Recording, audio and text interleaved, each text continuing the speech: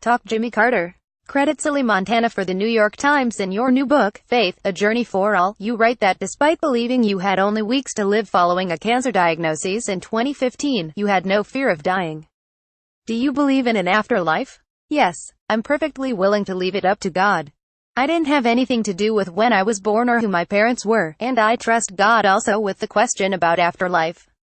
What do you think it might be like? I have no idea, but the Bible compares our rebirth to an acorn becoming a tree and a seed becoming a flower.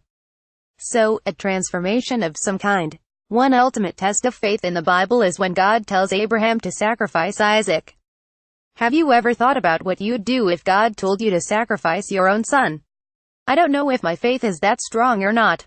I know I am much more fallible than Abraham. You write that American drone strikes in Syria, Afghanistan, Iraq and Yemen often result in high civilian casualties, which contradicts our claim to be a peaceful nation devoted to human rights. Do you think America is committing war crimes? I think sometimes we have bordered on committing war crimes.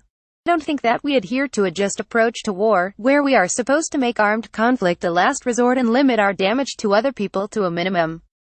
I think our country is known around the world as perhaps the most warlike major country there is. China hasn't been at war with anybody since 1979. You were the president during the Cold War. Who's the greater threat, the Soviet Union then, or Russia now? I think the Soviet Union then was more of a threat. Both Brezhnev and I, when in office, faced the immediate prospect of conflagration that would deteriorate into a nuclear exchange. You helped broker one of the only Middle East peace deals that has actually worked, the agreement between Egypt and Israel.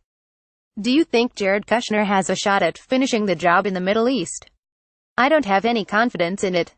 I obviously hope that he can make some breakthroughs, but the prospect of it has been damaged, I believe, by Trump's declaration that he wants to move the embassy to Jerusalem. As one of the few Americans to have met with North Korea's leaders, what advice do you have for President Trump when he meets with Kim Jong-un? I've shared my advice with Trump's national security advisor. The North Koreans want a binding agreement that the United States will not attack them so long as they stay at peace with their neighbors and with other countries. If they can get that and the insurance and proof of it, then I think that they might very well give up that nuclear program. How do you think that meeting will go? I don't have any way to predict what will happen when they get together. They're both apparently kind of brash people who speak off the cuff without careful consideration or without adequate advice from their own responsible associates. Has Trump done anything as president that you support? Well, yeah, he has. Of course. I disagree with much that he's done, but there's some things along the way he's done that I approve of. Would you care to single out any of them?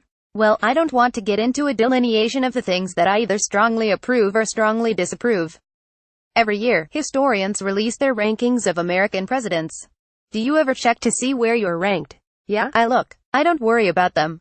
I think, in the long term, the presidents who have taken our country to war are looked upon as stronger and more able than the ones who tend toward peace. But that doesn't bother me. How do you think you would fare running for president in 2020? I wouldn't have a chance. When I ran, I didn't have any money.